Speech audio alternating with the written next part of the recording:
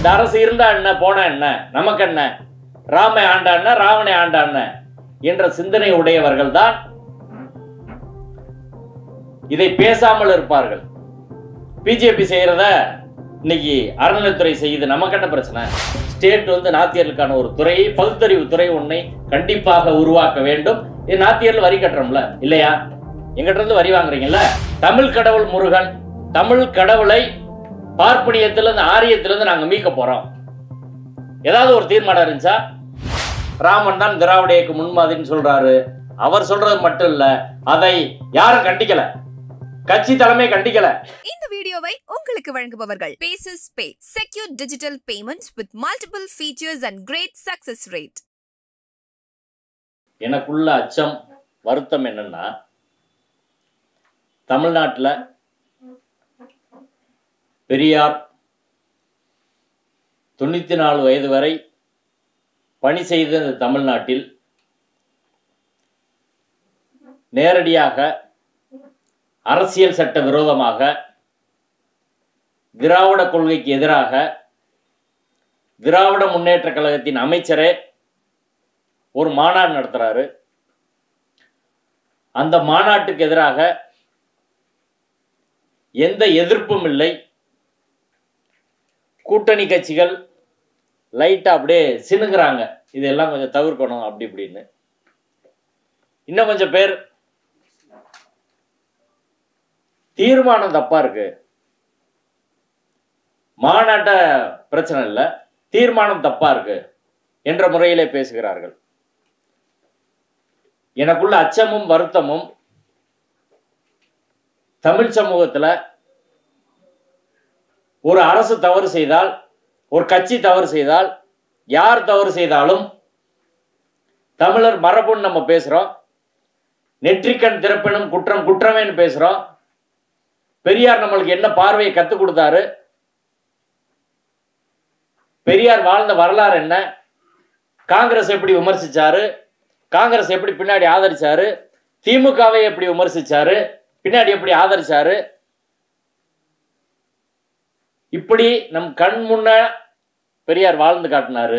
அந்த மண்ணில் இன்னைக்கு இந்த மாநாடு அறிவிச்சு முடிந்த பிறகும் பெரிய அளவில் எதிர்ப்பு இல்லைன்றதான் ரொம்ப வருத்தத்துக்குரிய விஷயம். ஒட்டுமொத்த தமிழ்நாடும் பகுத்தறிவிலே ஜனநாயகத்திலே தாழ்ந்து இருக்கிறதோ என்ற அச்சம் எனக்கு வந்திருக்கிறது. அதான் பேசப்பட வேண்டிய முக்கியமாக பிரச்சனையா நான் பார்க்கிறேன். ஏன்னா இடிப்பாறை இல்லா ஏமரா மன்னன் கெடுப்பாரிலானும் கெடும் என்பது வள்ளுவர் குறள். கலைஞர் அதுக்கு உரை எழுதியிருக்கிறார். பெரியார் மாநாடு நடத்தியிருக்கிறார். அண்ணா பல இடங்கள்ல பேசியிருக்கார். முதல்வரும் பேசுகிறார். இப்போ ஒரு குறையை சுட்டி காட்ட உரிய நண்பர்களோ சுற்றமோ இல்லாத ஒரு தனிநபரோ அரசோ கட்சியோ அது தானே வீழ்ந்து விடும் அப்படின்றதுதான் இந்த குறள் சொல்றது. இப்ப திமுக அரசு, திராவிட இயக்க அரசு சரியா இருக்கணும், திராவிட இயக்க ஆட்சி இன்னும் பல ஆண்டுகளுக்கு இங்கு நீடிக்க வேண்டும் என்று உண்மையாக அக்கறையுள்ள யாரா இருந்தாலும் இப்படி கூட்டம் போட்டிருப்பாங்க, பேசியிருப்பாங்க, எதிர்த்திருப்பாங்க. அக்கறை இல்லாத நபர்கள் திமுக எப்படினாலும் போகட்டும், அழியட்டும், இந்த அரசு இருந்தா என்ன போனா என்ன, நமக்கு என்ன, ராமை ஆண்டான ராவணை ஆண்டான என்ற சிந்தனை உடையவர்கள் தான் இதை பேசாமல் இருப்பார்கள். பிஜேபி செய்யறத இன்னைக்கு அறநிலைத்துறை செய்யுது, நமக்கு என்ன பிரச்சனை? இப்ப திமுக யாரிடம் எச்சரிக்கையாக இருக்க வேண்டும்? இங்க போலீஸ் போடுறதை விட இதை விமர்சிக்காமல் இருப்பவர்களிடத்தில் அங்க உளவுத்துறை வச்சு பார்க்கணும். எப்பனாலும் அவங்க உங்க காலம் வாருவாங்க. நாங்கள் நேரடியாக பேசுகிறோம், சுட்டி காட்டுகிறோம், உங்கள் தவறை நீங்கள் தீர்த்து கொள்ள வேண்டும் என்று பேசுகிறோம். நாங்கள் தான் உண்மையான நண்பர்கள். இந்த கண்ணோட்டத்தில் இது பார்க்கணும். இப்ப அமைச்சர் சேகர்பாபு அவர்கள் அடுத்த அம்மனுக்கு விழா அப்படின்னு சொல்லியிருக்காரு. அதற்கடுத்து பக்தர்கள் கோரிக்கை வைப்பாங்க, சிவனுக்கு ஒரு மாநாடு, அடுத்து பிள்ளையார் பக்தர்கள் கோரிக்கை வைப்பார்கள், ஏன்னா இந்து முன்னணிலாம் நிறைய இருக்கிறாங்க. அடுத்து பிள்ளையாருக்கு ஒரு மாநாடு. இப்போ நாட்டார் தெய்வங்கள்லாம் நிறைய இருக்கிறாங்க. கருப்புசாமி, இருளப்புசாமி, சுடல் மாடன் சாமி. அடுத்து அவங்களுக்கெல்லாம் மாநாடு. நான் என்ன கேட்குறேன், எல்லாத்துக்கும் அப்படி நடத்துங்க. நாத்திகர்கள் இந்த நாட்டில் தானே இருக்காங்க. நாத்திகர்களுக்கு ஏன் ஒரு துறை இல்லை? நாத்திகர்களுக்கு ஸ்டேட் நடத்தணும்ல. நீ ஆத்தியவாதிகளுக்கு மட்டுமான அரசா? இது எல்லாருக்குமான அரசு தானே. ஒரு துறையை நீ உருவாக்கு. இந்த கூட்டத்தின் வாயிலாக நாம் வைக்க வேண்டிய கோரிக்கை, நாத்திகர்களும் இந்த நாட்டின் குடிமகன்கள். அரசியல் சட்டப்படி நாத்திய கருத்தை பேசுவதற்கான ஒரு வாய்ப்பை ஸ்டேட் ஏற்படுத்தி தரணும்.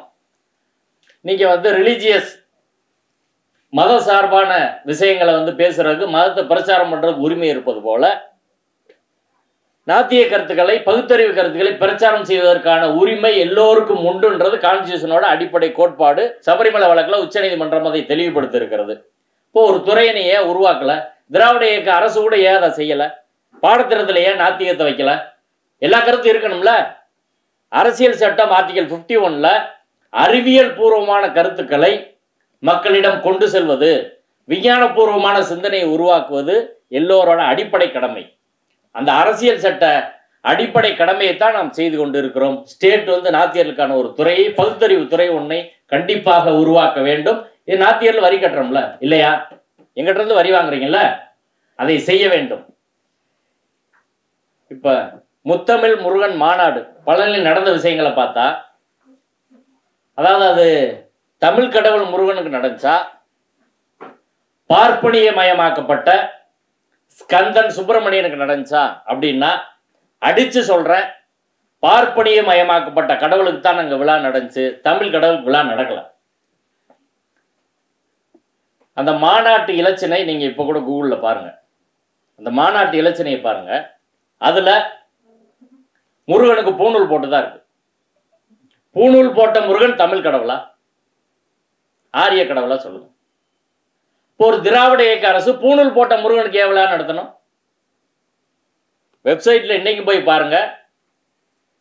ஆய்வு கட்டுரைகள் அங்க சமர்ப்பிக்கிறதுக்கு சொல்லியிருக்காங்க.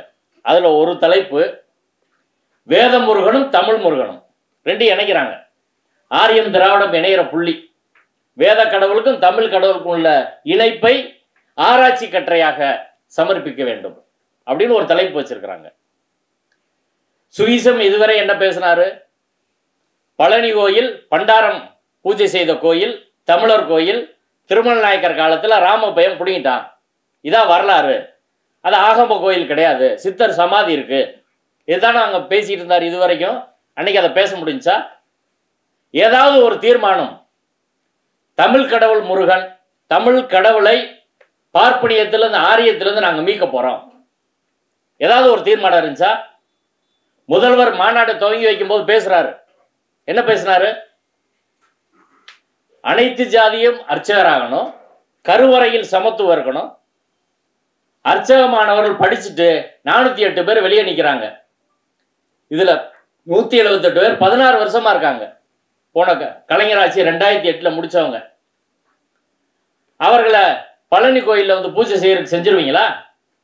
முதல்வர் அதைத்தான சொன்னாரு. முதல்வர் சொன்னதை ஒரு தீர்மானமாக கூட சேகர் பாபு நிறைவேற்றலைன்னா இது யாருக்கான ஆட்சி? திராவிட இயக்க ஆட்சியா? அடுத்து கருவறையில தமிழ்.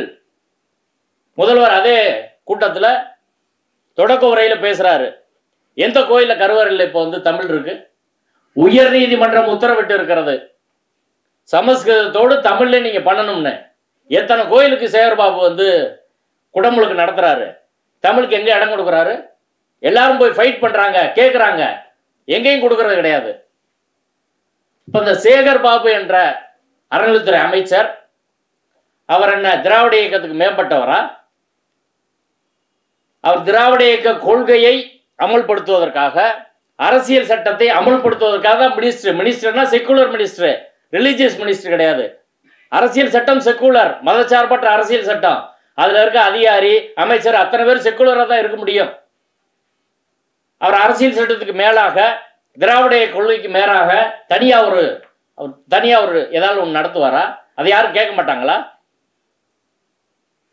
சென்னை பல்கலைக்கழகத்தில் அண்ணாவுக்கும் சேது பிள்ளைக்குமான விவாதம் நம்மளுக்கு எல்லாருக்கும் வந்து தெரியும். ராமாயணம் பெரிய புராணம் தொடர்பான விவாதத்தில் அவங்க தோத்து போனதெல்லாம் தெரியும். அப்படிப்பட்ட இயக்கத்திலிருந்து வந்த ஒருவர் ராமன் தான் திராவிட இயக்க முன்மாதிரின்னு சொல்றாரு. அவர் சொல்றது மட்டும் இல்ல, அதை யாரும் கண்டிக்கல, கட்சி தலைமை கண்டிக்கல, இது எங்க கொள்கை இல்லைன்னு சொல்லல. இது எப்படி புரிஞ்சுக்கிறது? அவர் பேசுறது, இன்னைக்கு சேகர்பாபு நடந்துக்கிறது, அதுக்கு அம்மனுக்கு நடத்துறோம்னு சொல்றது கொள்கை வலுவல் என்று புரிந்து கொள்ளலாமா இல்லையா? திமுக கொள்கையிலிருந்து வலுவுகிறது அப்படின்னு புரிஞ்சுக்கலாமா இல்லையா? வெளியில இருந்து பாக்குறவங்களுக்கு என்ன தெரியும்?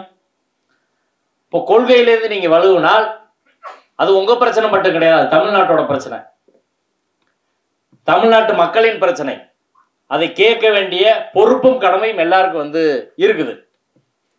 எந்த கொள்கை தமிழ்நாட்டை முன்னேற்றமோ அந்த கொள்கைக்கு தான் நாங்கள் ஆதரவு கொடுக்க முடியும், அந்த கட்சிக்கு தான் ஆதரவு கொடுக்க முடியும். பிஜேபியை தீவிரமாக எதிர்த்து, பார்ப்பனியத்தை தீவிரமாக எதிர்த்தா தான் இந்த நாட்டில் மக்கள் வாழ முடியும்னா அந்த கொள்கையை தான் ஆதரவளிப்போம். அப்படி இல்லை அப்படின்னா அதிமுக திமுகவுக்கு என்ன வேறுபாடு? வேறுபாடு எல்லாம் போயிரும்ல. திமுக ஒரு கொள்கை ரீதியாக இருக்கிறார்கள் என்ற அடிப்படையில் தான் எல்லோரும் அதை ஆதரிக்கிறார்கள். அதை வந்து இன்னைக்கு ஆட்சியாளர்கள் வந்து புரிஞ்சுக்கணும். அடுத்து ஸ்ரீரங்கத்தில் ஒரு அட்வர்டைஸ்மெண்ட் வருது. சேகர்பாபு தலைமையிலான இந்து சமய அறநிலைத்துறை தான் ஒரு அட்வர்டைஸ்மெண்ட் கொடுக்குறாங்க ஒரு 4-5 மாசத்துக்கு முன்னாடி. கோயில்ல லட்டு பிடிக்கிறதுக்கு ஐயங்காரா இருக்கணுமா?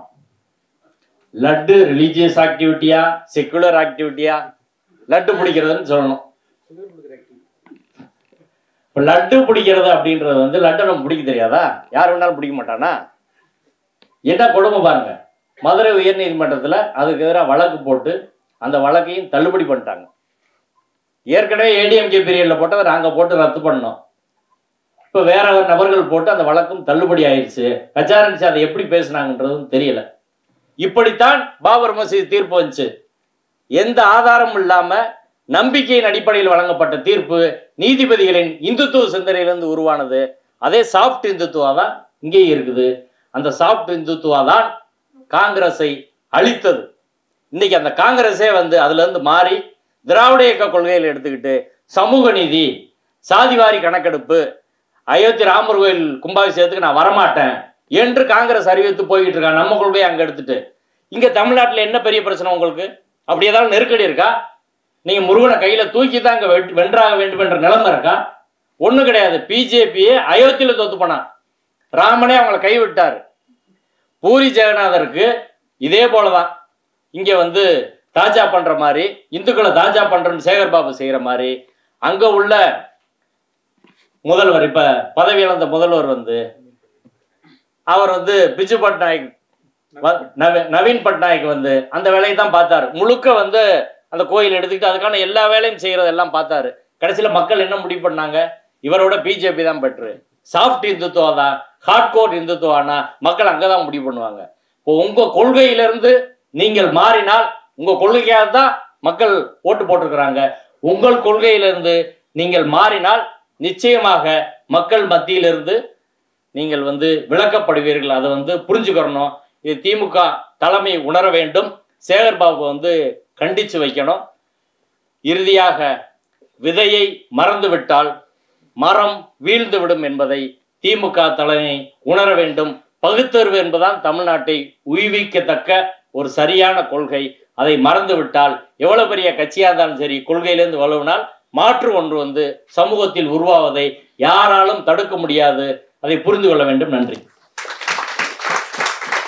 இந்த வீடியோ உங்களுக்கு பிடிச்சிருந்தா லைக் பண்ணுங்க, ஷேர் பண்ணுங்க, கமெண்ட் பண்ணுங்க. மறக்காம OH தமிழ் சேனலுக்கு சப்ஸ்கிரைப் பண்ணுங்க.